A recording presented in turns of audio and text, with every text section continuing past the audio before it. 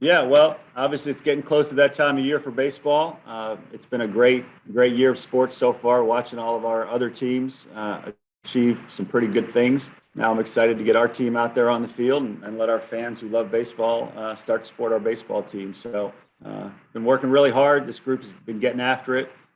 Feels like they have a lot to prove. So um, we'll start that team format tomorrow and work towards opening day.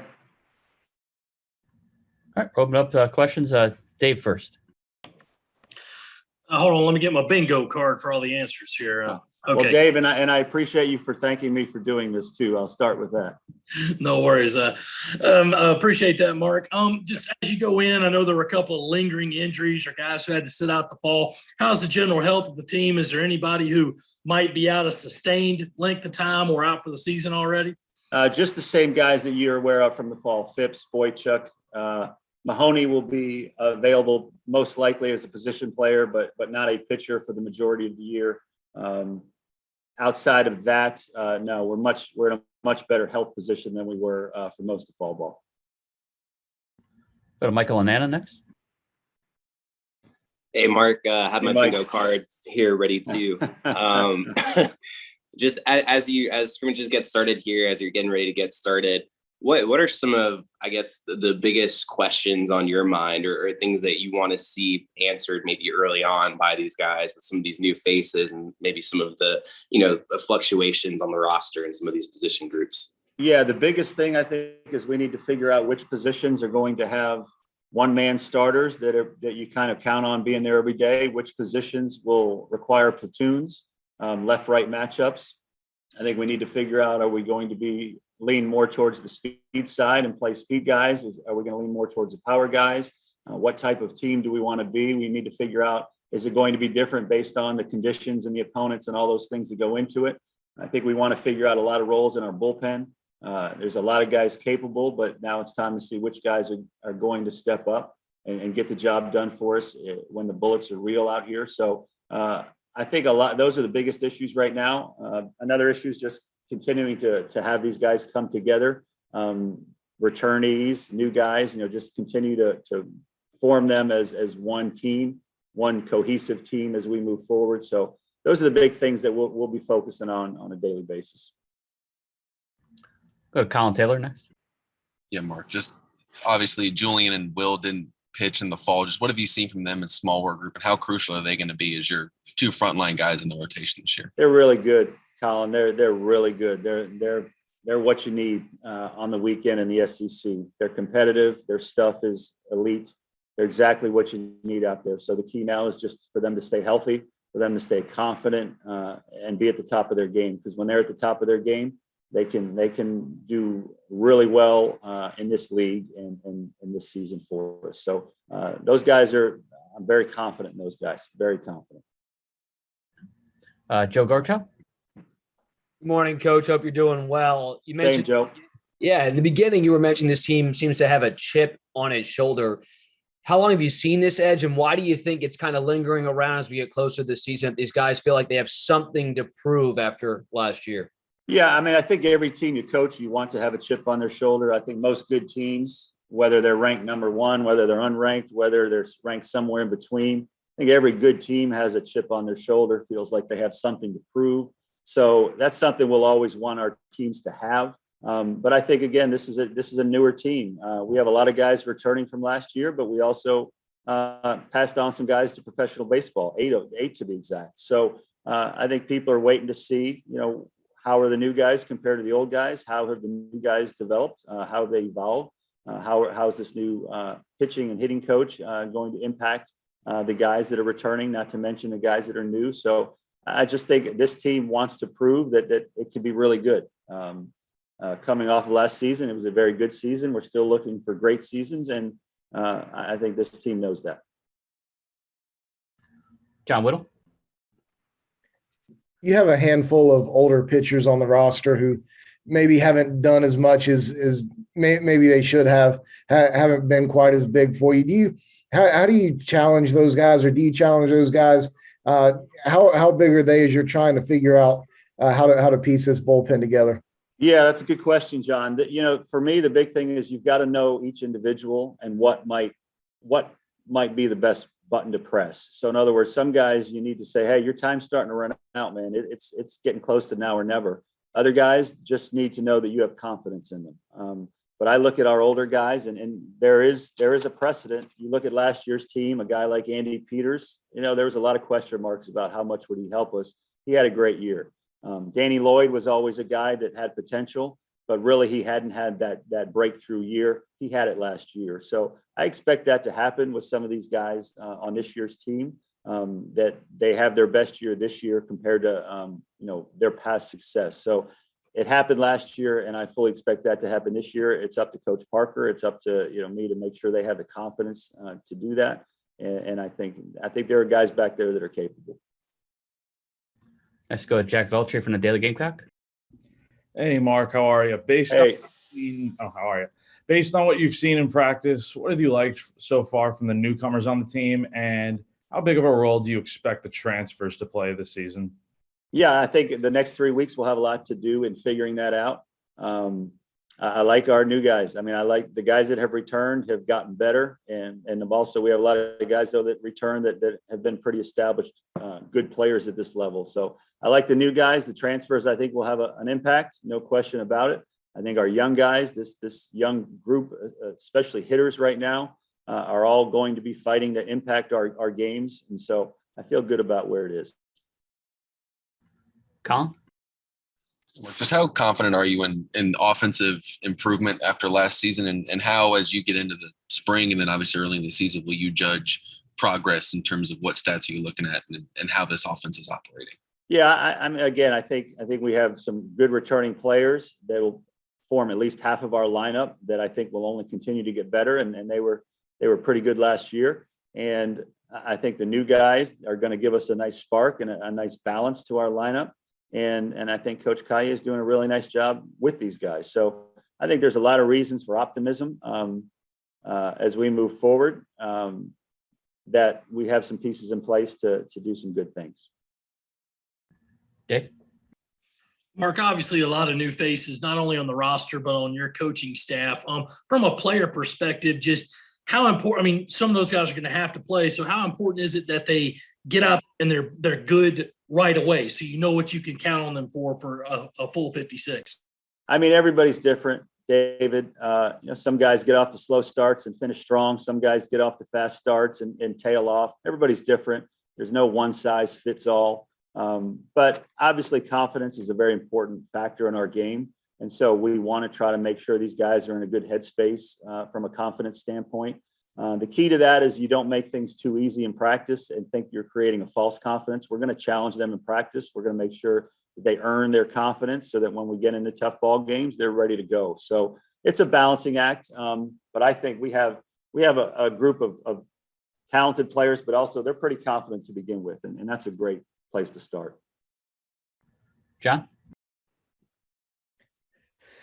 I'll probably ask you some version of this in the fall, but as the season is closer now, is it exciting, nerve-wracking? What is it for you with the fact that you're looking at having 3, 4, maybe 5 freshmen in your starting lineup? Well, I'm excited because they're very talented. The realist in me knows they may have some struggles along the way, like all players do. But I would say the overwhelming emotion is just excitement to get back out there on the field. This is what we all love to do.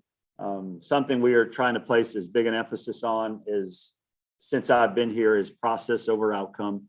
We're not going to worry about the outcomes. We're going to worry about the process and the day-to-day improvement and adjustments and evolution of this team and of the individuals. So I'm going to make sure that myself, our coaches, our players, that's where their focus is. Anything else becomes counterproductive. So we're going to focus on each day. We're going to focus on the process over worrying about any outcomes. And I think if we do that, then with this roster and with the different factors that we can help them with, we'll be satisfied with the outcome. Let's go to Jack. So do you see yourself using the way in which last season ended as motivation to the guys on the current roster? I mean, anytime your season doesn't end in Omaha, you want your guys. We already talked about having that chip on your shoulder. So I think you don't need to bang them over the head with that. They understand that we lost 2 close 1-run games to end the season last year that stood in the way of us having a chance to go to Omaha. So they're duly motivated. I don't need to. That's not something that I need to go overboard with. They're aware, and I think guys are always motivated in that way. Let's go to Joe. Coach, I'm curious, with Justin Parker now helping with the pitchers, how do you guys work on that kind of relationship in games, how to manage the guys? And maybe you're seeing things differently than him as you kind of build that rapport. Just curious, how do you work on that over these next few weeks before the season to really trust each other's opinions of how a guy's maybe doing out there? Yeah, well, my philosophy with my pitching coaches has always been, that's your baby. Take ownership of it. I'm going to give my feedback every now and then based on, how I think a guy's looking just from my perspective.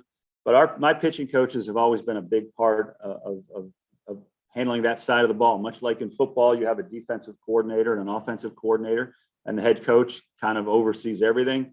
That's very much how I would like my staff to be. I want Coach Kaye to have a big imprint on the offense, Coach Parker, a big imprint on the pitching. And then I'll throw in my 2 cents, and decisions obviously all have to run through me at the end. But I have always trusted my pitching coach. I've had some great ones over the years. This is my 3rd one. My previous 2 now have become head coaches. And so I think giving them that responsibility, you get the most out of a guy, and they learn the leadership qualities required at this level. But you also get the best job done. So I have zero concern that we'll be on the same page. I'm going to let him do his thing. I brought him here to do his thing because he's one of the best in the country, and I'm going to trust that. Let's go to Michael. We talked a little bit about Will Sanders earlier, but just, watching him last year, so easy to see the potential with him and projectability and everything with the stuff he already has. Just for you, what are, I guess, some of the next steps you maybe hope to see out of him this year, whether it's something, whether it's tightening up the breaking ball, whether it's an approach standpoint, just what do you hope to see for him as he evolves, in the 2nd year now? Yeah, I think physically you're going to see a stronger guy. He's put on some really good weight. He fills out the uniform much better. I think mentally you're going to see a more mature guy. He's now a guy that's been through a full SEC season. He pitched for Team USA, so I think you're going to see a more mature. Not that he wasn't last year. He had pretty good mound presence last year as it was, but I think you're just going to see another uptick of that. And then from a pitching stuff standpoint, I think you're going to see a better breaking ball. Last year, Will was more of a pitch to contact, get a lot of ground balls, which was a great thing because he was able to minimize his pitches. But I think Coach Parker has been working, on a pretty good off-speed pitch with him, breaking ball, that will be more of an out pitch for him when he needs it, when he needs the big strikeout. So I think you're going to see a really nice evolution with Will. Based on everything I'm seeing in the bullpen so far, I think you're going to see a better version of what you saw last year. Let's go to Phil Kornblut.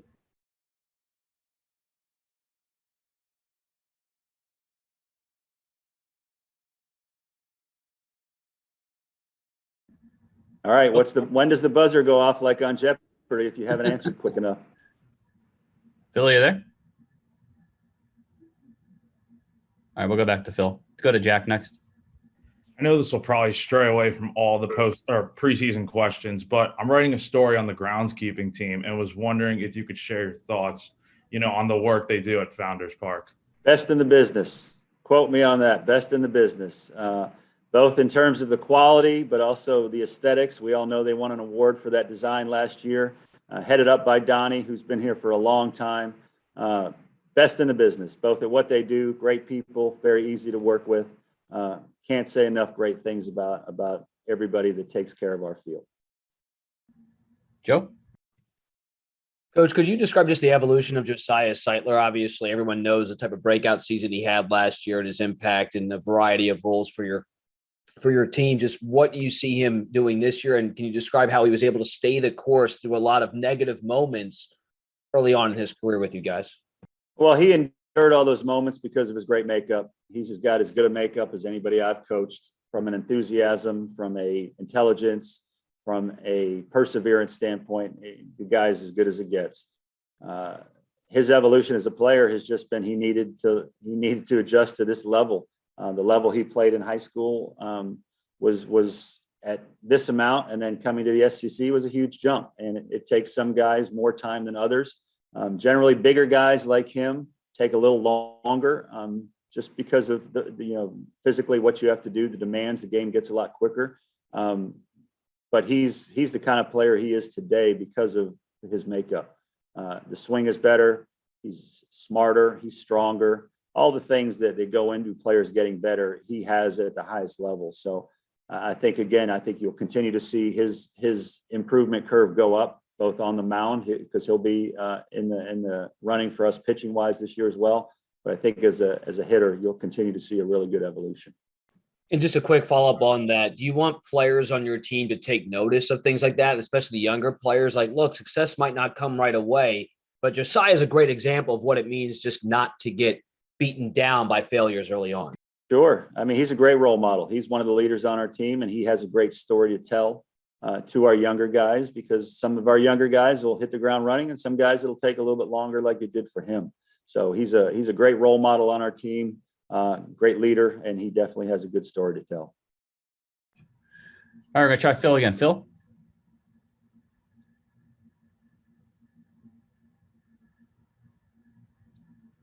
Phil? All right, I think in press conferences, it's 2 strikes and you're out. I think it might be. We're going to go to Michael next.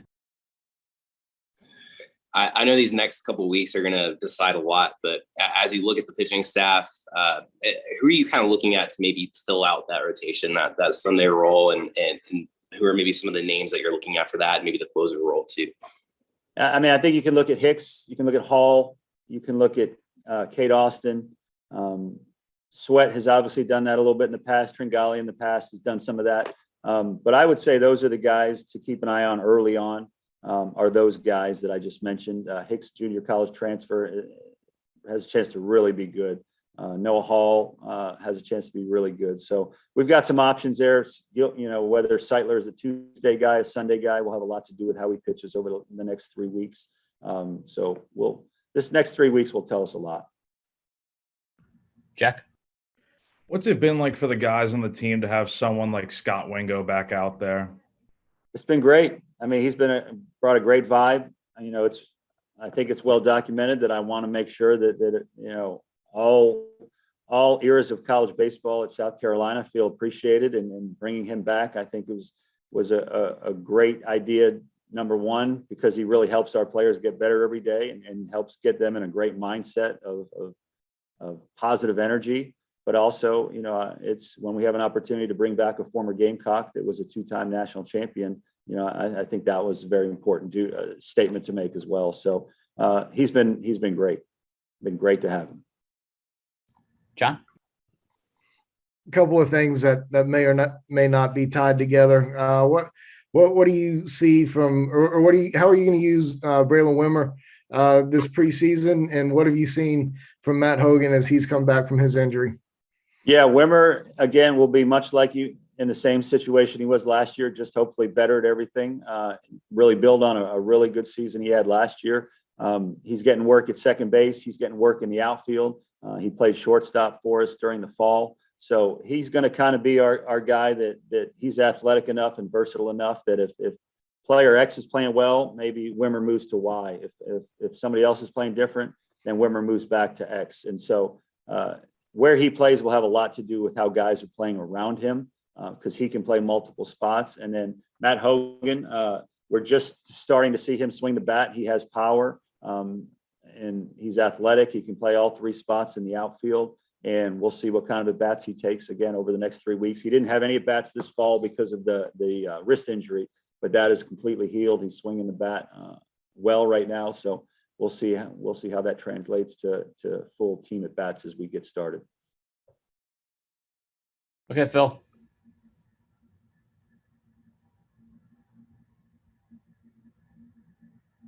All right. Well, you had to have been challenged to do this. Come on. This has to be a dare, right? Come on. All right, let's go to Jack. Who's one guy on the team you expect to have, something of like a breakout season? Julian Boznick, no question. Julian Boznick is not getting nearly the respect he should be getting right now, in my opinion. Had a chance to go pro. but still felt like he had some unfinished business at this level. If you look at his stats, it's hard to understand why with his stats and with his stuff, he's not getting more respect nationally than he is. But I can tell you, it's not a lack of respect in this building. Everybody here knows how good he is and how important he can be to helping us have a great season. So I'm gonna say Julian Boznick right now. And Colin. And we're kind of going off that. How do you kind of balance that front two in the rotation? Obviously, Will and Julian are your front two guys, but from right and left and talent, obviously Julian's been here. How do you kind of balance that with Justin in terms of who goes out on a Friday and who goes out on a Saturday? Yeah, it'll be a lot of factors that go into that, Colin. Number one, who's pitch count wise, do we want the guy that's going to have a higher pitch count and give us more innings in the one spot or the two spot? A lot of it will have to do with who are we facing.